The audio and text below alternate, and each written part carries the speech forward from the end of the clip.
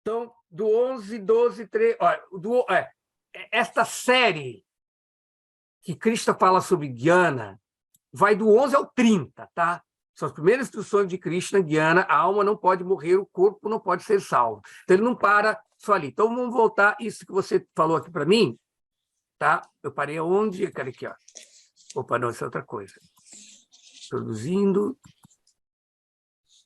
Ah! É outra coisa que eu tenho que montar, não é aqui. É porque você leu, Tá aqui. você explicou o verso 14 e 13, mas não explicou o 11 e o 12. Então, vamos lá agora. Ficou faltando qual que eu pulei? O 11 e o 12 você pulou, você foi direto para o 14, depois eu ia para o Então, vamos 13. chegar ao 11 e 12, que é que temos aqui. O 11, a Suprema Personalidade de Deus disse, vamos lá, 11, nós temos aqui. Sri Bhagavan Vatya, né? Tá aqui. Ashochan anuashochyastvam. Tu lamentas pelo que ashochan, anuashochan. Tu se lamentas pelo que não deve ser lamentado. Pragyavadam Chabasate. Você fala palavras eruditas, tá? Pragya é sabedoria, Vadan é discurso de sabedoria, e fala, olha, que está falando, você se lamenta pelo que não é para ser lamentado. Anu Shotya, lamentar pelo Ashotya, tu se lamentas pelo que não deve ser lamentado, e fala, Cha é né? E fala, palavra de sabedoria, tá? Gatasum agatasum cha, tá? Gatasum agatasum cha, na anushochanti pandita. Mas os sábios, os panditas, não anushochanti, não se lamentam, tá? Nem pelos gatasum, nem pelos agatasum. Entende? Gatasum significa que foi, e a Gatassu significa a que vem. Nem pelos vivos, nem pelos mortos. Aqueles que estão indo, a Gatassu, tá? A gata é Gatatum, baixa C, Gatassum. A sum é vida, né? Vida perdida e vida não perdida. Então, eles não se lamentam nem pelos vivos, nem pelos mortos, tá? Gata azul significa mortos. Aqueles que a vida, gata é foi, é o pretérito perfeito do verbo gan, que é ir, né? Gata é ida, não é ida. Não se lamenta nem pelos aqueles que não foram, e nem pelos que foram, nem pelos vivos, nem pelos mortos. O sábio, aí fala, você está muito erudito. Então, esse é o verso 11, né, que eu pulei, né?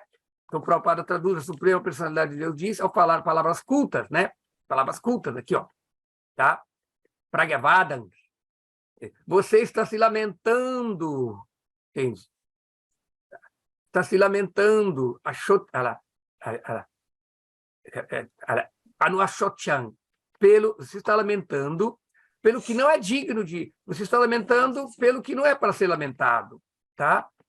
Os sábios, então esse é o verso 11, e o 12 também que eu pulei. Vamos ver o que é o 12 que nós temos aqui. Natve vahanjatu natham natvam neme janadipaha nachaivana bhavishyama sarve vayam athaparam. Olha lá. Então, aqui, este verso 12, ele começa a falar sobre a eternidade da alma.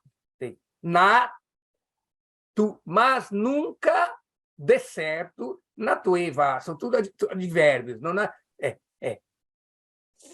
nunca houve em tempo algum, nunca houve um tempo em que eu não existisse. Na ação. Esse verbo ação é o verbo ser, o verbo as, que é existir, ser, existir. Nunca houve uma época em que eu não existi. Nem tu, nem você, nem estes Janadipa. Janadipa é reis. Significa Dipa, significa senhor do povo, não é os reis, tá? Janadipa é rei. Nachaiva, e também Nachaiva, e nunca haverá o verbo bhu, que é haver, no futuro, nunca vai haver. E Nachaiva, nunca vai haver, e nunca no futuro. Sarve Vayam, tá? Todos nós, Sarve Vayam, vai é nós, tá? Pronome da primeira pessoa, do plural. Sarve Vayam, atá, param, no futuro. Então, nunca houve um tempo em que eu não tenha existido, nem você, e nem essas pessoas que estão aqui, nem esses reis. E também nunca vai haver uma época no futuro em que nós deixaremos de existir, tá? Então, esses 2 versos, ele apresenta a questão da eternidade da alma. Prabhupada, aqui no seu comentário, ele traz uns versos do Upanishad que complementa essa ideia. Por isso que eu falei, essa é a contribuição que Srila Prabhupada dá no seu comentário, que ele não apenas deixa você entender a filosofia do Bhagavad Gita pelo texto literal dele, mas como ele traz muitas outras explicações, outros comentários sobre a mesma ideia contida no Bhagavad Gita. Aqui ele nos dá um verso da Katha Upanishad, Nitya Nityanam, um eterno entre os eternos, uma consciência individual entre várias consciências plurais. Um entre os muitos, ele satisfaz o desejo de todos, tá? Então, ele falando sobre a diferença, que esse verso não só fala sobre a eternidade da alma e de Deus, mas também que mostra que a individualidade deles sempre existiu, nunca eles vão deixar de ser o que eles são, tá? E esse verso que ele trouxe do Katha Upanishad 2.2.13, que também fala sobre isso, a diferença entre que existe um eterno plural entre os eternos singulares, existe uma consciência plural entre as consciências plurais, existe um entre os muitos, e este um satisfaz o desejo dos muitos. Então, tan atmastan ye nupashanti dirás. E o sábio pode entender isso quando ele situa-se em si mesmo, não, quando ele se torna autorrealizado. Então, com isso, a pessoa vai alcançar a condição de paz, na autorrealização. Tá? Então, acho que com isso deu para nós ver essa série, não, de versos que vai até o 30. Tá? Então, vamos acompanhar até o 30 aqui, ó, para nós fecharmos essa ideia. Tá? Que é exatamente, ele fala sobre a natureza da alma. Tá? Aqui, ó. Tá aqui. Tá? Então, vai. A partir do 16, né? Que nós já falamos até o 15, né? Aqueles que são videntes da verdade concluíram que não há continuidade para o inexistente. Na sato vidyate bhavo, na bhavo vidyate sataha. Aí, esse é um verso importante também. Na sato vidyate bhavo, na bhavo vidyate sataha. O Bayora pidristontas. Esse é um verso muito interessante que ele mostra sobre o que é o real. Ele compara existência, que é sat, com eternidade. Tá? Na asato, não há bhava. Vidyate bhava. Vidyate bhava. Não há duração. Não há... Na Vidyate Bhava, não há duração do asata, do inexistente. Tá? E na Bhava, não existe mudança para o existente, para o eterno. Então, a palavra sata ou sat pode significar tanto ser como eterno. Essa é a diferença entre o ser e o estar. O estar é a questão da temporariedade. E isso que classifica bem a diferença da filosofia Vedanta da filosofia budista. O budismo não estabelece o sa, ele estabelece o estado de mudança. Tudo é mudança, entendeu? Tudo é mudança. Tudo que você pensa que tem realidade, não tem realidade, só existe um estado de mudança. Enquanto o Bhagavad Gita está tentando dizer que a realidade não é o nirvana, não é a ausência de existência. Ao contrário, é a existência, é o ser, é o sa. Tanto na tradição de Gyana como na tradição de Bhakti, eles têm em comum isso. Existe uma concretude do ser, enquanto que o budismo se contrasta como sendo, existe o não ser, tá? Existe o anatma.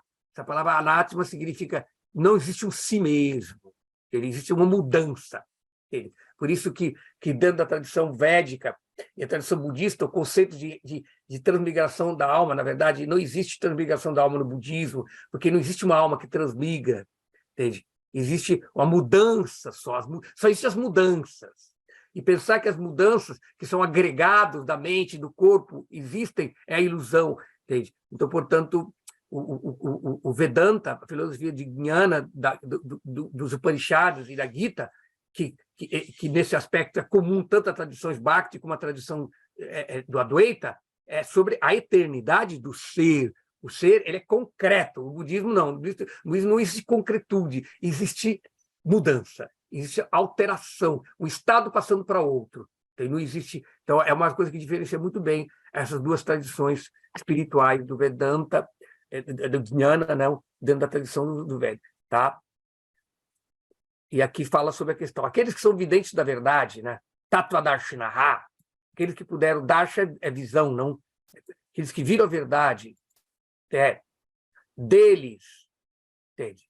Para eles, aqueles que são videntes da verdade, para eles não há continuidade para o inexistente, o corpo material, e não há interrupção para o existente, a alma. Eles concluíram isso, o baiô de ambos, tendo observado a natureza, tá? A conclusão deles é que eles observaram, tendo concluído pelo estudo de ambos, puderam concluir, entende? Que não há continuidade para o existente, desculpa, para o inexistente, e não há cessação para o existente. Então, essa é um dos versos muito importantes, bem filosóficos do Bhagavad Gita, que define o que é ser, o que é eternidade, tá? Paramos aí? Ele saiba que aquilo que penetra o corpo inteiro é indestrutível. Ninguém é capaz de destruir a alma imperecível. E aqui também nós entramos aqui. Avinashi, imperecível, mas aquele que conhece, aquele que sabe, saiba que aquilo Jena sarvam idantatan, aquilo que penetra tudo, aquilo que penetra o corpo, vinasham, destruição, avyayasya, do imperecível, achar não nakasti. Ninguém, não é possível haver a destruição do imperecível, cartoon, e ninguém é capaz de destruir, né? Diz nakasti, cartoon, é o infinitivo do verbo kri, fazer, né? Ninguém é capaz. Saiba que aquilo que penetra o corpo inteiro, não? Iena sarvam idam sarvam, é o quê? Indestrutível. Avyayasya. Tá? Não há vinachando avyayasya. Não existe destruição do imperecível. Aquilo que penetra o corpo é indestrutível. Ninguém é capaz de destruir a alma imperecível. E assim ele vai continuando esse segundo capítulo, falando sobre a natureza da alma. Tá? Então, nós temos agora o 18, não? O corpo material da entidade viva, indestrutível, imensurável e eterna, de certo, chegará ao fim. Portanto, lute, ó descendente de Bharata. Aqui ele já acrescentou uma questão moral, né? Não adianta nada ficar se lamentando, porque aquilo que ninguém pode destruir a alma. A alma não vai destruir. Por que você está se lamentando pela morte se a alma não pode? Olha lá, Tasmad Yudashwabarata. Portanto, lute. Olha, você não tá, ninguém pode destruir o corpo material. Antavanta imedeha. Olha lá, esses corpos materiais, ou seja, todos esses corpos, o corpo material da entidade viva, que é indestrutível, a entidade viva é indestrutível, tá? Imensurável e eterna, de certo chegará ao fim. Antavanta. Por fim, o Deha vai chegar no Antavanta, vai alcançar a morte. Mas a alma de quem está no corpo, Nitya Sukta, ela é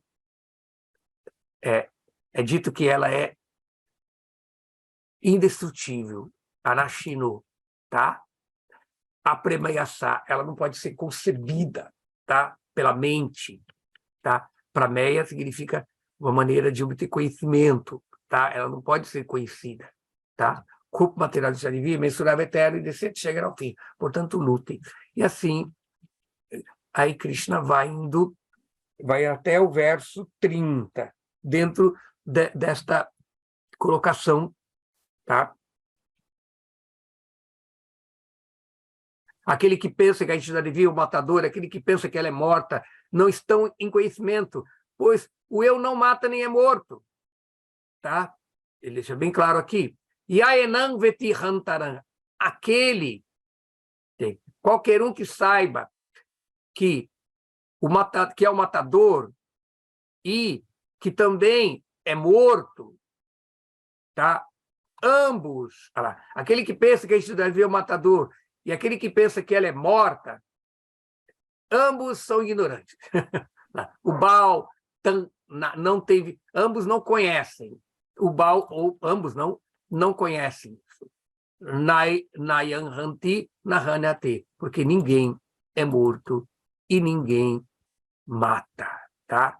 Ninguém mata, ninguém Hanti mata e ninguém é morto. Aqui temos o verbo matar, tanto numa forma ativa como uma forma passiva, tá? Ele que pensa que a entidade viu o matador. Então, assim, nós continuamos. Você vai...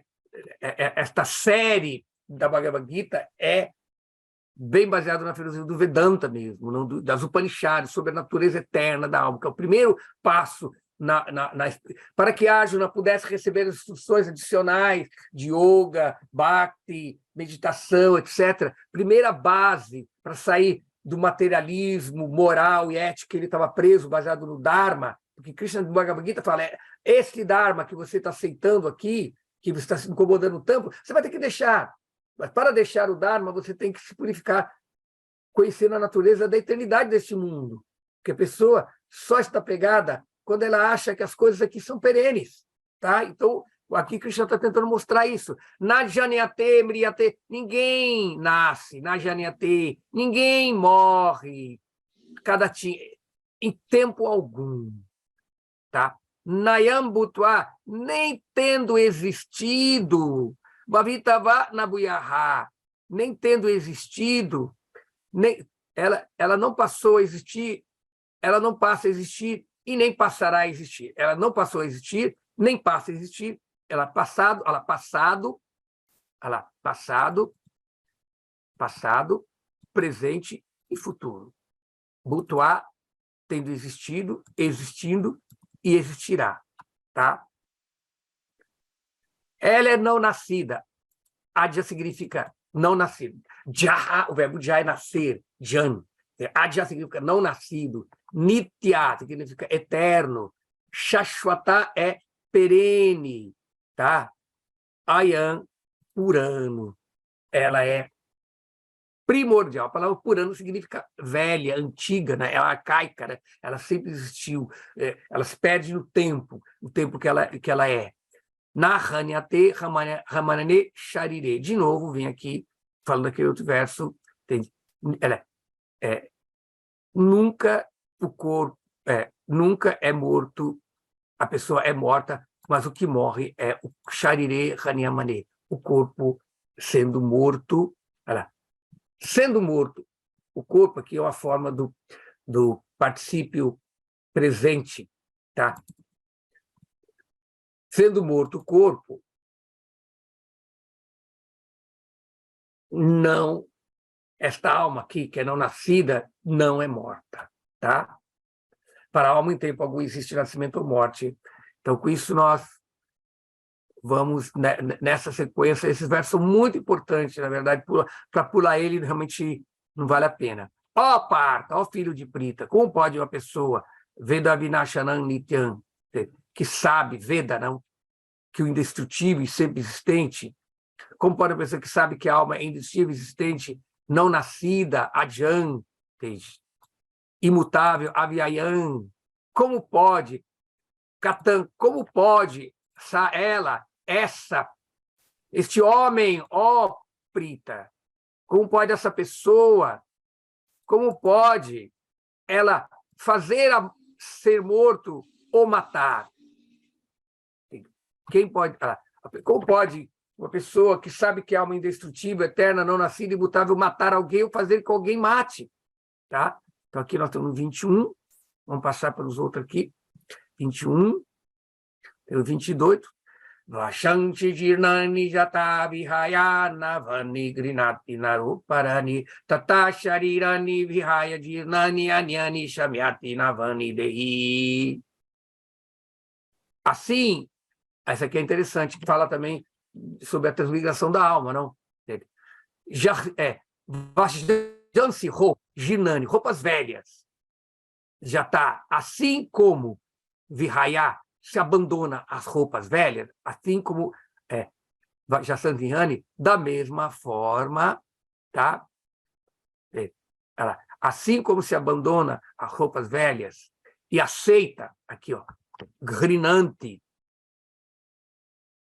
Navani Grinanti, Navani é novas, e aceita roupas novas, tá? O homem, assim como o homem abandona as roupas velhas e aceita roupas novas, este homem nos corpos de raia, quando ele também, da mesma forma, ele no corpo abandona o corpo, não? Abandona o corpo velho, tá vendo? Jirnani, tá vendo a roupa, tá lá passando-se Jirnani, Sharirani Jirnani, ele abandona o corpo, os velhos inúteis, e aceita Anyani Samyati, um novo Navani Dehi, um novo corpo. Assim como alguém veste roupas novas, abandonando as antigas, a alma aceita novos corpos materiais, abandonando os velhos e inúteis. Então, aqui, essa parte do Bhagavad Gita deixa bem claro sobre Nainam Chindanti Shastrani, Nainam Dahati Pavakaha, Nachainam Kledayanti Apo, Nashoshachanti Naritaha. Nunca esta alma, Enam, pode ser Tindati, cortada em pedaços. Tinda é cortar. Ela não pode, nem por arma, nenhuma faca, nenhuma espada pode cortar ela em pedaços. Tindanti Shastrani. Ela não pode ser cortada por nenhuma arma. Tá? Na Enam. E ela também nunca pode ser Dahati, queimada pelo fogo, Pavakaha, pelo fogo. E ela também não pode ser umedecida pela água, Apaha é água. Na Shoshayati Marutaha, e nem pode ser seca, Shoshayati, por Maruti, que é um dos nomes de vaio do vento, não? Pelo vento, tá? A alma nunca pode ser cortada em pedaços por arma alguma, nem pode ser queimada pelo fogo, umedecida pela água e declinada pelo vento. Então, assim, nós podemos ver que nós vamos nessa sequência descrevendo a natureza da alma, vamos ver, até o 24. Tá. Então, esta alma individual é equibrantável, indissolúvel, e não pode ser queimada nem seca, ela é permanente, está presente em toda parte, imutável, imóvel, eterna, é a mesma. Disse que a alma é invisível, inconcebível, imutável. Sabendo disso, você não deve se afligir por causa do corpo. Se, no entanto, você pensa que a alma ou sintomas da vida sempre nasce ou morre para sempre, ainda assim, você não tem razão para se lamentar, ó pessoa de braço poderoso. Para aquele que nasce, a morte é certa, e após a morte ele voltará a nascer. Tá aí, ó. Jatasya hidruvo britu, druva janma mritasya. Tá? Para aquele que nasce, Jatasya, a morte, mritu, é certa. Tá? É o fato. Dhruvam janma mritasya. E após a morte, ele volta a nascer. Portanto, tasmat aparihyate arte, no cumprimento de seu dever, você, Natuan, não deve sotitumahasi, não merece, não deve se lamentar. 27, 28. Todos os seres criados são em manifesto no começo, Avyakta Adi no começo, todos os seres estão em manifesto no começo, manifesto no meio, ó Bharata, e manifesto no fim. Tá?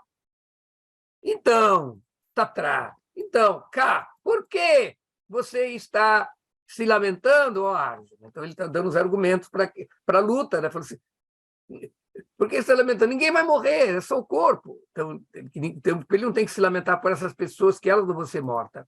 E aí chega aqui, nós temos o 29, não? Alguns consideram a alma como surpreendente, outros descrevem ela como surpreendente, outros ouvem dizer que ela é surpreendente, enquanto outros, mesmo após ouvir sobre ela, não podem entender absolutamente nada. Então, aqui ele está falando sobre a natureza, e por fim, no verso 30, dessa sequência de autoconhecimento da eternidade da alma, Krishna fala aqui, Deho Nityan, aquele que mora no corpo, tá? Deha Tarvasya Bharata, ele não pode ser morto, Natuan Sotitu, e, portanto, você não deve se lamentar, tá? E aí, encerrou assim, só fazendo um comentário para não encerrarmos nossa aula aqui, tá? Aí aqui, a natureza da alma é implicitamente contrastada com a do corpo, nessa sequência de estrofes, tá? A alma é eterna e primordial, não está sujeita a nascimento nem à morte, muda de corpo como se muda de roupa, é maravilhosa, difícil de ser compreendida, permanente, imutável, resumindo, não? Ao contrário da alma, que não pode ser ferida pelo fogo, arma ou água, o corpo é transitório e mortal por natureza. A distinção nítida entre o corpo e a alma é também expressa através da expressão da alma, o dono do corpo, tá? Que é Dehin, tá? Essa palavra Dehi que foi usada várias vezes aqui em sânscrito, tá? Então, uma expressão que sugere uma situação do qual o dono existe em um estado desencarnado, isso é estado de imortalidade e libertação. Então, aqui tem o cerne do ensinamento sobre a imortalidade da alma, tá? E nós podemos depois continuar nas próximas aulas falando sobre isso, e depois nós vamos... Então, eu vou deixar agora a minha exposição, se alguém tiver algum comentário, uma dúvida, para a gente poder esclarecer aqui nesses minutos finais da nossa aula. Tá. Primeiro, a gente vai ter que ter essa visão geral do Gita, para depois nós entrarmos em polêmicas filosóficas, tá legal? O nosso estudo crítico. Então, é importante conhecermos essa visão ampla para a gente partir para um estudo mais aprofundado de comparar os comentários, tá legal? Tá. Então, boa noite para vocês. Hare Krishna.